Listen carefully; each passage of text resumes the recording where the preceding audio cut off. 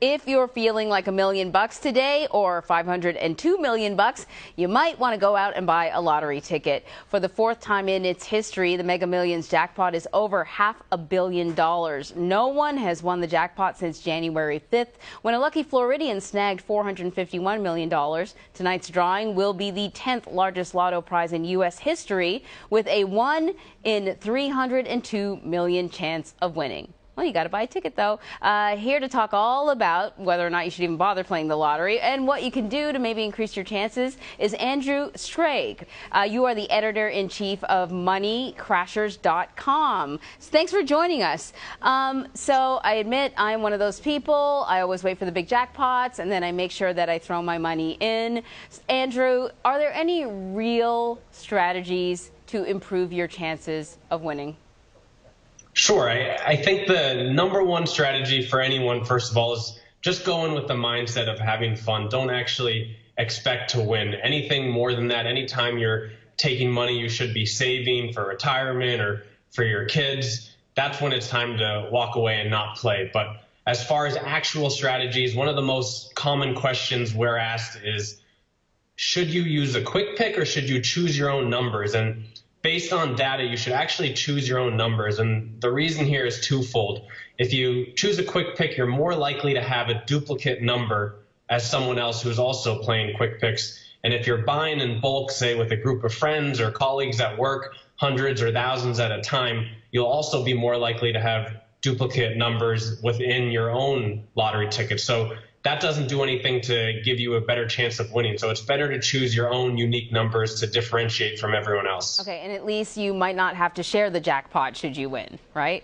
Exactly. And that small chance you might win, you want it all for yourself. So I remember reading that really, if winning is what you're all about, forget about these other lotteries. You should just go for the Scratchoffs because the odds are better.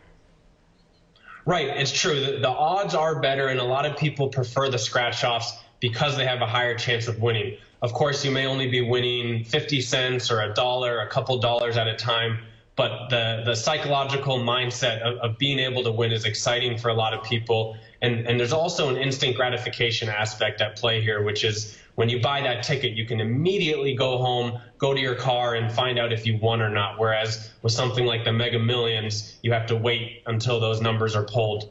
Are there any sort of like patterns when it comes to winning numbers? Maybe locations where you can buy or times of day to buy? It certainly seems like the winners are always never in big cities. Yeah, it's interesting you say that. I think there's kind of a population bias here. So actually, in terms of the number of winners, New York and California have had the most winners in history. Interestingly, Maryland, which is not one of the largest populations, has 3 of the 10 largest Mega Million jackpots ever. So if you're in Maryland, you might have a slightly better chance of winning. Beyond that, there are some lucky numbers. 3, 6, and 16 are often part of the winning numbers, and unlucky ones are in the 40s, like 41 and 42. But certainly don't take that as an exact science. Running to the lottery and playing some of these lucky numbers is not going to really increase your chances of winning, but it's interesting to look at. Well, I'm writing them down anyways. You just never know. What is it about the psychology? I mean, we all do this. So many people do this. We put our money down, whether it's just $1 or $20 or more. We know the chances of winning are slim to none, but we do it over and over and over again. How does the lottery sort of snag us every time?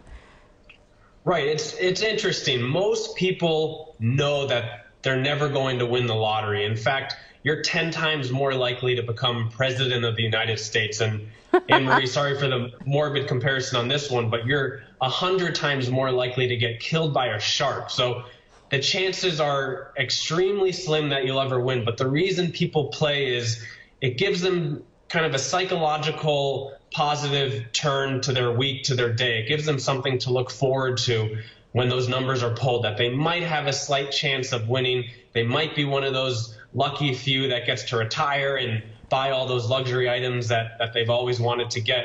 And there's also kind of a bias going on in the media. When you're watching the news or you're reading the magazines, all you really see is the winners, how happy they are, the things that they buy. You don't ever really hear about the unlikely odds of winning and the losers of the lottery ever being interviewed. So that makes people have a little bit kind of an upward bias in terms of how likely they feel like they might actually win the Mega Millions. But let's actually enter into this fantasy world where you win the lottery. What are the first steps? What are you supposed to do with all that money? Okay, firstly, Anne Marie, a mistake some people have made is make sure you actually won the lottery before you call up your boss and you quit and you give your 2 weeks notice.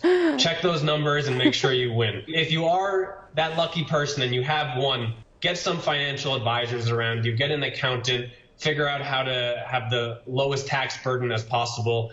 And as far as using that money, be smart with it, be wise with it. There's numerous stories of people winning hundreds of millions of dollars only within 10 years to be bankrupt and thrown it all away. So save for retirement, put money towards your kids' education fund, maybe donate to charity even, whatever it is, be smart with your money, use it for the long term. And of course, spend a little bit on those luxury purchases, that new car or that new house that you've always wanted. That's all good advice. I know I've heard those stories of people who, blow $100 million, and it just seems like that would be a bottomless pit, that you couldn't spend your way out of that, but clearly you can.